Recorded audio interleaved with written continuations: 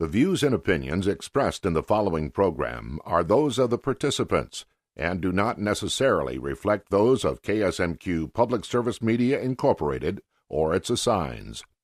Hi, I'm Eric Olson. Welcome to On Cue. On today's show, we find out if being involved in AmeriCorps is something you may want to consider. We also meet Grace Heimsness, who is the new intern for the Artworks Festival in Austin. And as always, we bring you the latest on the work of Vision 2020, this time with John Gray. Stay with us. On Cue is next.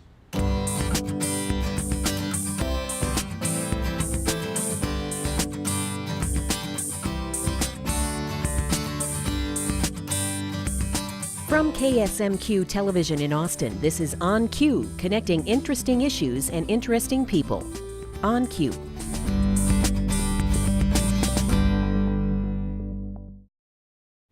Glad you're with us. The Southern Minnesota Initiative Foundation announced that its AmeriCorps LEAP initiative, that's L-E-A-P, was selected to receive continued funding to host 20 full-time equivalent AmeriCorps positions focused on school readiness. AmeriCorps National Service is celebrating its 20th anniversary across the country on September the 12th. And here today to tell us a bit more about her experience with AmeriCorps is Gretchen Erickson of Austin. Welcome. Thank you. And I was not aware of the LEAP part of AmeriCorps. Certainly many folks have heard of AmeriCorps that was started, I believe, during the Clinton administration, federal program. Mm-hmm. But what does LEAP mean?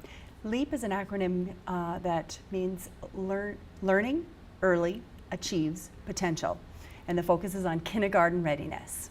Okay, so what was your experience in AmeriCorps? And that was here, or that was in Austin, right? That was here in Austin, that's right.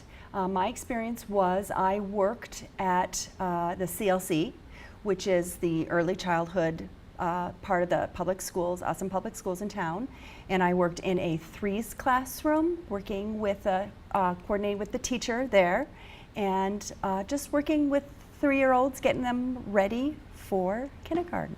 And how did you become part of the AmeriCorps team? What was that process like?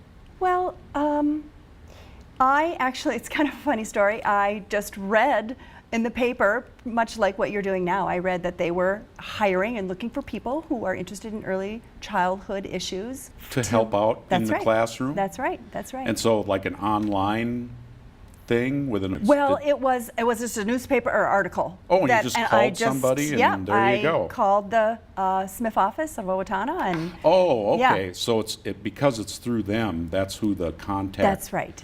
Organization is in Smith, Southern Minnesota Initiative Foundation. Right. And then, do you know Smith's work with AmeriCorps? How many positions are there that they are sponsoring with AmeriCorps? I think they're looking for this particular 20 full-time, looking to fill 20 full-time positions. And would that just be Austin or throughout? No, that's all throughout the southeastern Minnesota region. Okay. So there'll be Rochester, Mankato, Winona,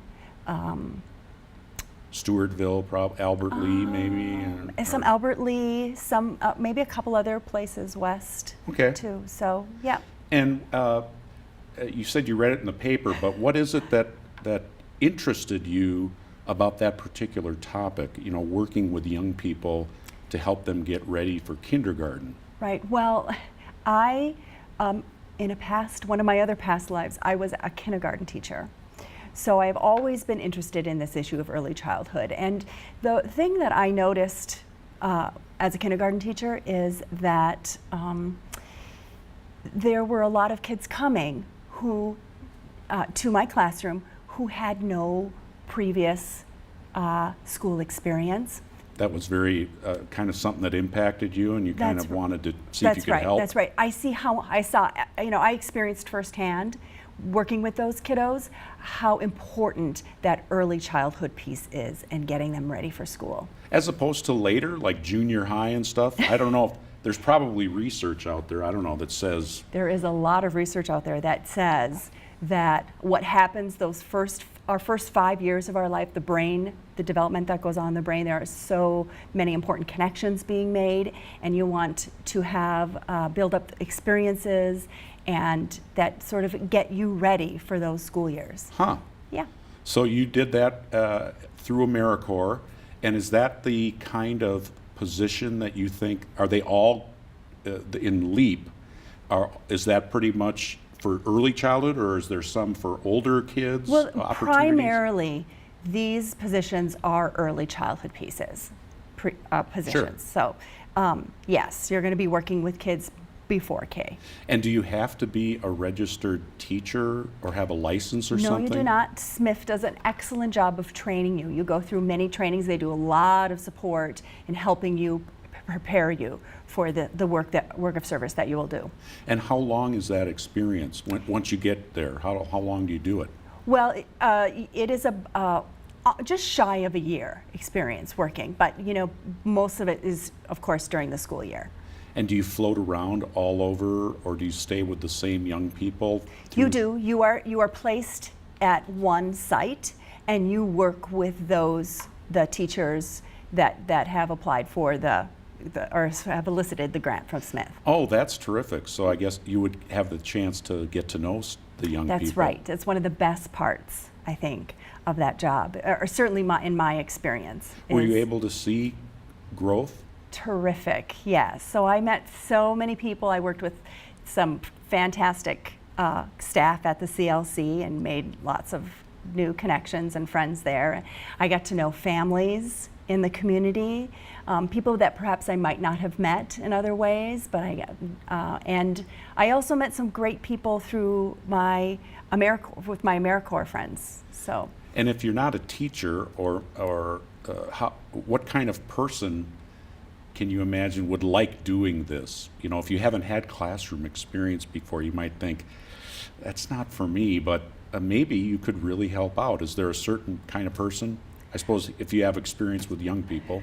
Certainly that would help, but that's not overriding criteria. I think anybody who's interested in service, I think this would be a great opportunity for people. I also think people, just if you like people, I think it's a good people person job.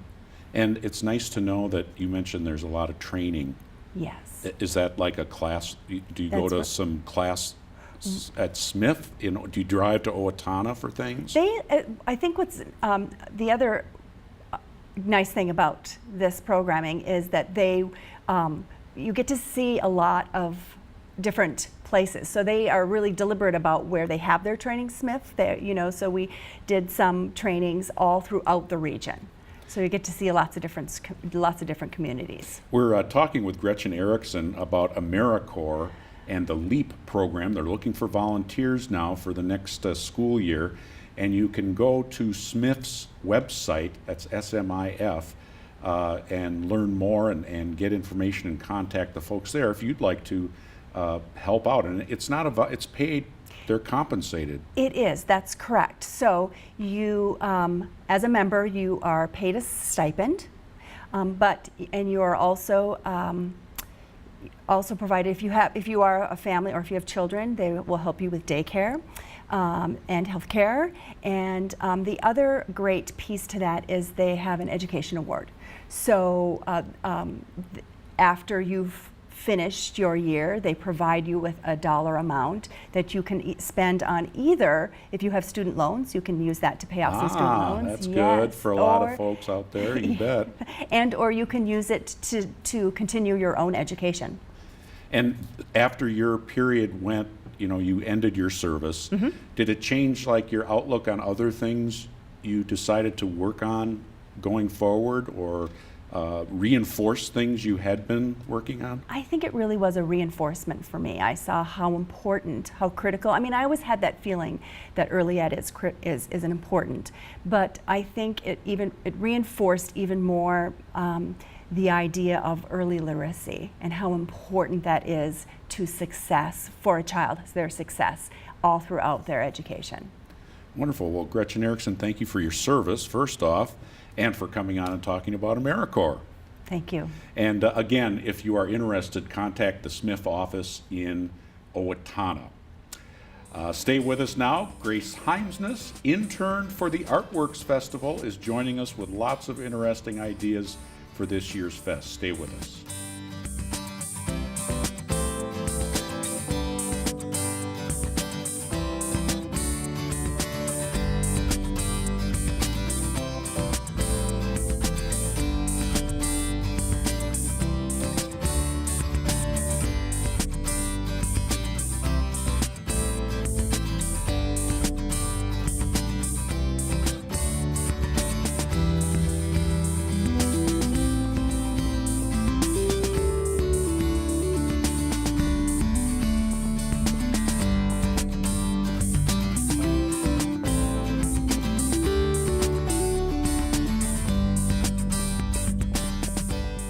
You can watch On Cue anytime by visiting the KSMQ TV website, ksmq.org.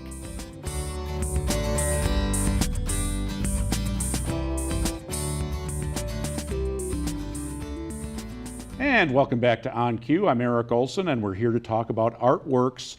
The Austin Artworks Festival gets underway in just a couple of weeks, and we're here talking with Grace Heimsness, who is making history this summer as the first ever intern for the Artworks Festival. Right. What an honor. Yeah, I thought I would get away with not being an intern, but so many people, so many people in their 20s are interns, I thought maybe I'll get out of my 20s without having an internship, but no, here it's I am. Thing to do. It's a thing to do. Yeah, and I'm loving it so far. It's great. Yeah. It's busy. I've read your things in your pieces in the paper. Mm-hmm. What else does the intern do for Artworks before we start talking about the festival itself? I suppose you're talking to groups and...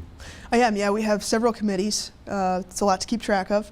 And with everyone on different committees, my job is to attend as many meetings as I can and take the meeting notes, make sure everyone's on the same page, and kind of throw around ideas and make sure those ideas get to those different committees, get people in contact, with the people they need to be in contact with. And now, what about the day of or the weekend? Are you one of those people who's going to have one of those walkie-talkies all running around with golf carts? I hope so. I hope I get a golf cart. I'll probably have a walkie-talkie, and I'm also in charge of the social media. So that day I'll be pretty busy posting photos, getting the word out, getting people excited for that day, and things like that. So that's really important, isn't it? I mean, like that close to the event, somebody might see your post on Facebook and think about coming, like the day before or something. Is that right? I think in a town like this, it's a lot of the times someone has a free weekend and they're wondering, well, what should I do this weekend? And where social media and the website come in, we're there to really just be available and give people information when they're out looking for it, and even when they're not, kind of just get into their heads about spreading the word and things like that. Yeah, so. And you never know how many times. I mean, I get a Facebook from fan pages that I'm a fan of music, and I might not react to 5 of them, but then that 6th one I'm just in the mood and I just get a ticket or whatever for a show. Right, exactly. And that's the cool thing about the festival, is that there's so many things to do and so much going on, and it's different art forms. It's not just isolated to visual art painters. It's a lot of different forms, and so it has a really broad appeal, I think, to a very broad audience. We're talking about this event like it's been it's been going for years, but it's so exciting to see it in its infancy first, and then now growing to the point where there's an intern involved, and we have a full slate of things going on all weekend. It's really exciting, and a third location, the downtown location, this time around. Talk a little bit about that. Yeah, absolutely. We have a new artwork center. The grand opening will actually be the Thursday before, the 21st of August. And there's actually the public is welcome to come out and socialize 6 to 8 p.m. on that Thursday. And then that'll be open all weekend long, having those same gallery hours. And we'll have a few artists showing their work there. Actually, a fan favorite, Joseph Sand, a potter, will be there with all his pottery, and he was definitely very popular last year, so we're looking forward to that. So just kind of a good welcome. Is that when you talk about art, will that center be for music people too, or is it pretty much visual artists?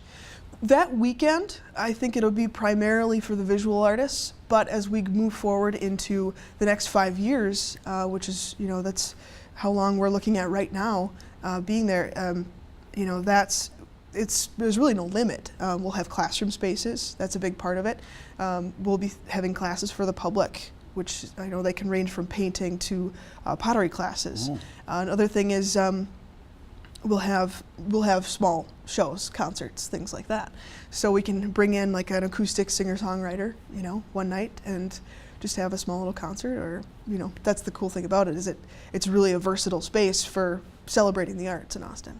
Sure. So. And one thing that's neat about this story, folks, is that Grace's route back to Austin comes through the University of Southern California.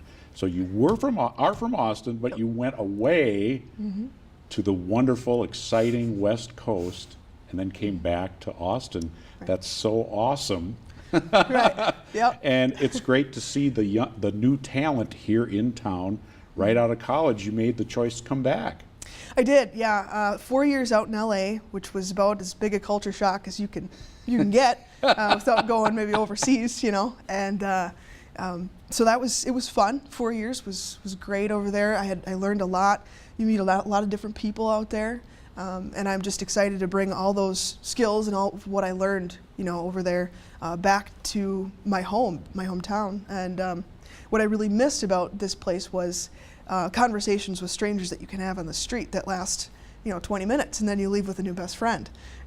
Which is in a big city, a lot of the times, you don't get that connection, that same connection that you do really in a small town. And I think that's part of the reason it's so easy to foster new artistic skills in, everyone. Oh, that's really very interesting, especially on what your passion is, which is creative writing.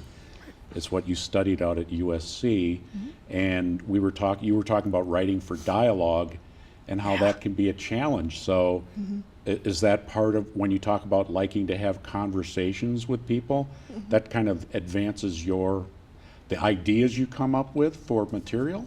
Absolutely. I'll be having a conversation with someone, and that can spark an idea for a story. And that's part of the reason I think there are so many stories in small towns. And connecting with people really helps me as a writer, selfishly, my own selfish reasons. So yeah, I mean it's great for that as well. No, we all need to benefit from your art. It's not. I'm sorry, it's not just yours. Right. You have to share it with us because we need it. We need that experience that you bring. Your viewpoint. Yeah. So the Paramount and the Artwork Center, there's going to be things happening there also. Right. I believe Matchbox will be at the Paramount that weekend. The Artwork Center will be, there'll be those visual artists, and then we'll have that grand opening on Thursday. And then after that, moving forward, we'll have those classes, and every once in a while we'll have, we'll try to book concerts, things like that, little shows. Okay. So. And the layout will be similar to last year as far as in the power plant building where the artists are and all of that? Yeah, yep. So there'll be the Turbine Gallery, the Dock Gallery, the Annex, and we'll have some outdoor booths as well. We'll have a children's activities area so those kids can kind of get involved with art. We'll have our author stage, same as always, and then we will be having food there as well, and then the outdoor stage. So are you painting the car again this year? Or we not? will be. We will have the Beetle back. So yep, I know it was a favorite, so we'll have that for you. Yeah, it's fun. Kids. Yeah, for sure. So. And then post internship, I mean, you're going to take what you learn here, but might you hang around, or are you off to other adventures? I'll probably stick around for another year, see where it takes me, and still want to keep writing. Looking forward to sharing that writing as well. Grad school's on the horizon, hopefully. So yeah, I'm just looking forward to absorbing as much as I can in the meantime, so I can apply it later on. Well, that's just wonderful, and we didn't even touch on your cello playing. You're playing here in town, with the symphony. Yep. Cello, so you're bringing that back again. Yeah, it's a challenge, picking it up after having put it down for 4 years. But I love the music. It's Austin Symphony is a great organization. Steve Ramsey does a fantastic job, conducting, and it's just everyone's passionate about the music. It's just fun to get together with like-minded folks, and it's very unique to have a symphony in a town this size. Very true. So it's nice. And a website for artworks. Yeah, AustinAreaArts.org. Oh, AustinAreaArts.org, and then there's a link to Artworks Festival from there. Is that how that works? Right. Yep. So there's we have landing pages for the Paramount, the Artworks Center, and the festival as well. Okay. Tickets, you can buy them online. You can, and at our box office at the Paramount. So. Wonderful. Grace Heimsness, it's been a pleasure. Thank you for having me. Yep, and enjoy your internship. Thanks. All right. Back with our Vision 2020 update when On Cue returns. Queue up your own comments for On Cue and send them to us at onq@ksmq.org.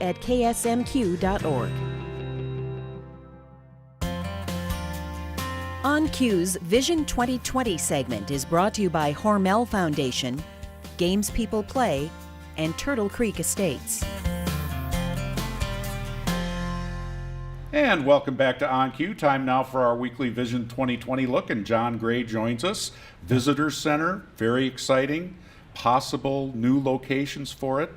Austin-Mower County Visitor Center for folks coming off the interstate primarily. Why is that so important to our area?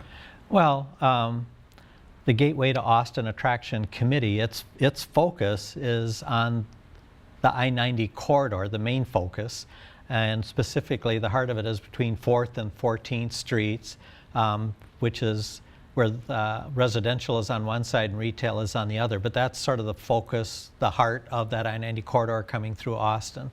So our current focus, as I mentioned, is that improving the image of that I-90 corridor along from Oakland West to Oakland East, and which includes updating or replacing bridges and landscaping and all this. So with that focus, if we're going to improve the image of the I-90 corridor, and the purpose is to create that interest in Austin, we need to pull those travelers off the interstate and create an interest with them in Austin so that they'll either want to stay here and spend some time in Austin or create that interest so that they'll come back and visit Austin, make Austin a destination for them. Sure, coming back, because there are a lot of things to do, but if you don't know about them, this would be a great way coming off the interstate. What features would you like to see in a visitor center? Well, the obvious things are, we're going to have a main lobby with various exhibits there where we can educate those travelers on what Austin has to offer. And you can go through a number of examples, but the Mower County Historical Society, J.C. Hormel Nature Center, Hormel Historic Home, the list goes on and on. We do have something to offer.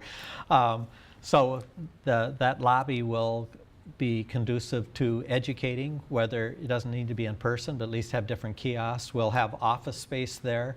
The proposed plan with the current subcommittee is to have the Austin Convention and Visitors Bureau located there versus the windy route to where they're at now. Sure. In those old offices, because they need the space. We'd create offices, a conference room, there'd be bathrooms, the obvious things. Very logical, and they can help answer questions if people come in, maybe. Right. So there's a lot of things that the subcommittee has built into what they see as what a visitor center should look like. But we have hired RSP architects to come in and do a phase 1 review. Part of that is on July 10th, which I believe is a Tuesday, from 1 to 3 o'clock in the afternoon. We are having a public meeting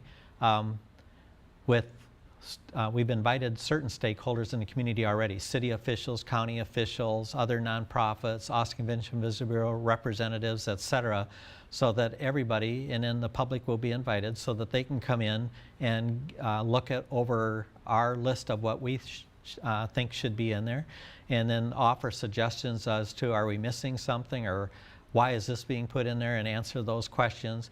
And once we put together, we come to a consensus of what this visitor center, the makeup of it should be, then the architects will put together a plan. We'll know what the footage we need, and then we'll start looking as to a site selection, location where this visitor center should be. Now, in my opinion, and others would agree, that the two main pieces of where to place this visitor center would be visibility and accessibility, so that these travelers, when they come down the I-90 corridor, can see where the visitor center is and have easy access to it. Convenient for them to come in. Correct. So again, that's why we're looking between the 4th and 14th Street area, which Oak Park Mall area, for those in the public know where that's at. So, that seems to be a logical place to put it, but there's other areas around there that maybe whatever animal we come up with could fit. And it's nice, we were talking that you're about to see something actually happen instead of just talking about it. That's Right. so exciting. After a couple years of talking about the I-90 corridor and the visitor center, it's nice to start seeing the pieces start pulling together and really see things materialize. It'll be really nice once we get a conceptual design and get buy-in from the community, and we start moving forward in reality. That'd be fun. Great, John. Well, thanks for your service and thanks for joining us. Okay, thank you. John Gray, a Visitor Center for Austin and Mower County. That's our Vision 2020 update, and that is On Cue for this week. Thanks for joining us. We'll see you again next time.